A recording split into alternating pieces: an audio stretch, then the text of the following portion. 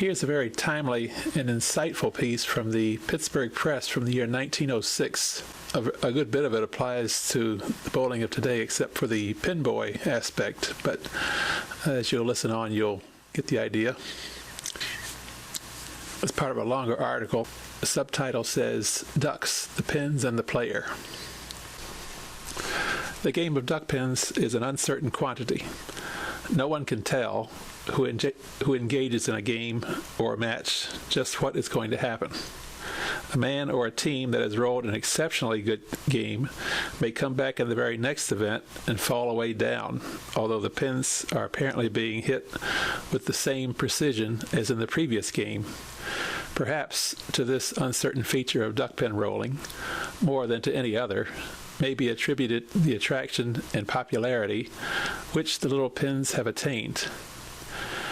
Even when one is chopped two and then successively, if not successfully, blowed the next two through the hole, the player may murmur something that he was not taught in Sunday school, but there remains that allurement that he might have made 10 and he is ready for the next frame with the hope of doing better. It is a game that teaches the follower of it the virtue of patience. The exasperating breaks that occur in an ordinary game of ducks are enough to make anyone ill-tempered, but if you are wise, you will grin or smile. What good does it do to shake your fists at the innocent pins that remain standing after a good hit, or make a face that resembles the small boy whose mama has just given him some castor oil? It is all in the game, boys, and you must take things as they come. Many a ball directed by the sturdy arm of a skillful roller is sent whizzing down the alley with unerring aim. The hit is a perfect one, but lo, after the rattle of the falling pins has ceased, the player with a look of disgust is directing his gaze down the shining way, only to behold a number of pins, while apart, standing like the ruins of an earthquake.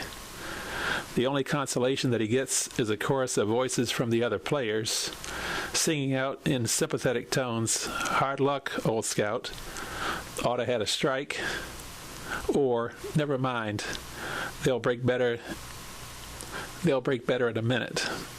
This does not help your score, of course, but then there is the inevitable law of compensation that works out in this game as in everything else in life.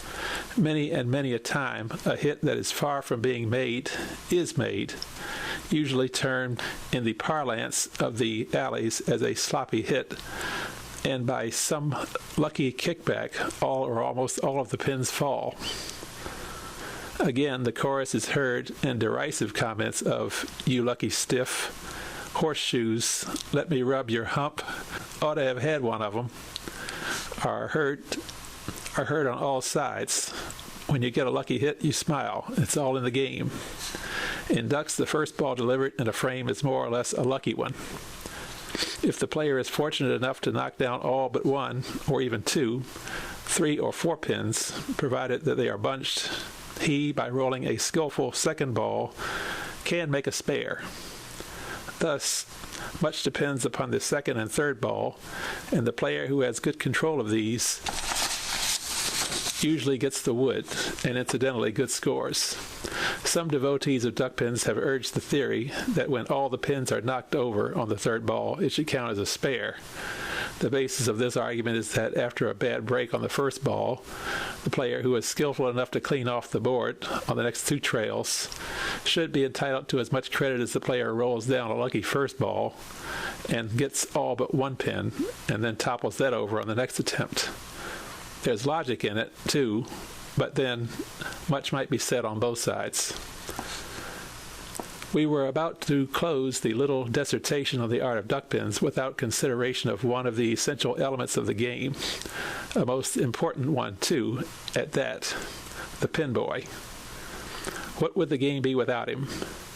Hard as his lot may be in setting the big pins, it is infinitely worse at the ducks. Someone asked us once why the game was called Duckpins. For want of better knowledge, the answer was ventured that the name came about by reason of the pin setters having to duck the flying pins so strenuously. The questioner seemed to be satisfied with the answer, and we have never delved further into history to find out whether or not this is a true solution of the question. If it were left to the pin boys, we believe that by unanimous vote, duckpins would be eliminated from the list of alley games.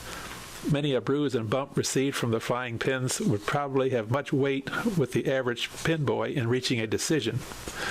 A swift ball with a twist will send the light pins flying in all directions, and in all likelihood a number of the pins, instead of falling in the pit, will alight on the cranium or some other tender part of the anatomy of the unfortunate pin boy.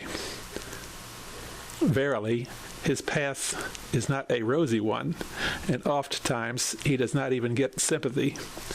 He is ever kept on the jump and is reminded by the player, in no dulcet tones, "Deadwood, therefore, spot 'em up, kid, hey there, one, set 'em up." But then it's all in the game.